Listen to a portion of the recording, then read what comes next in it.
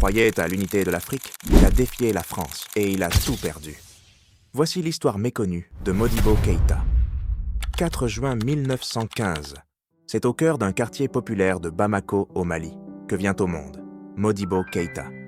Issu d'une famille noble mandingue, ayant pour ancêtre le grand Soundiata Keïta, il grandit entre tradition africaine et école coloniale. Très vite, il se distingue, brillant, intègre, passionné par le savoir.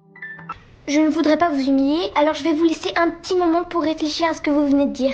Il devient instituteur, à une époque où très peu de Noirs enseignent aux enfants du pays.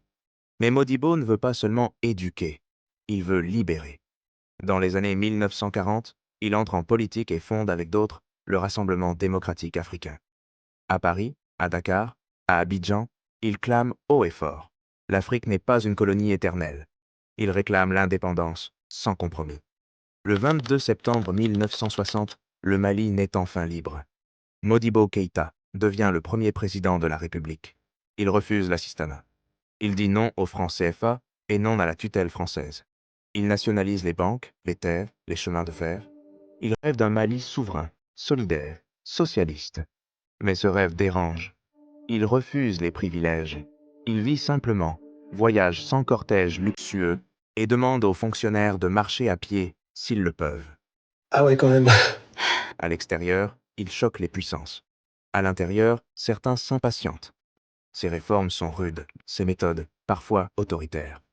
Le 19 novembre 1968, le coup près tombe. Coup d'État militaire. Un groupe de jeunes officiers renverse le pouvoir. À leur tête, le lieutenant Moussa Traoré. Modibo Keïta est arrêté et emprisonné. La France avait-elle un rôle dans ce coup d'État? Mais qu'est-ce que c'est que ces préjugés? Officiellement, non.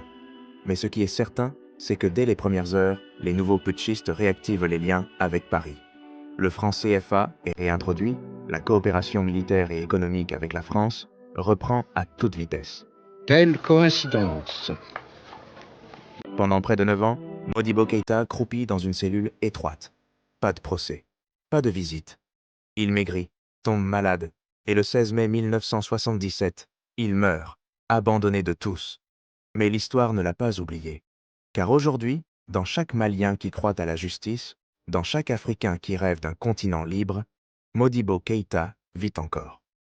Il avait dit un jour, « L'Afrique n'a pas besoin de pitié, elle a besoin de justice. » Modibo Keïta, un bâtisseur, un visionnaire, un nom que ni le silence ni la prison n'ont pu effacer.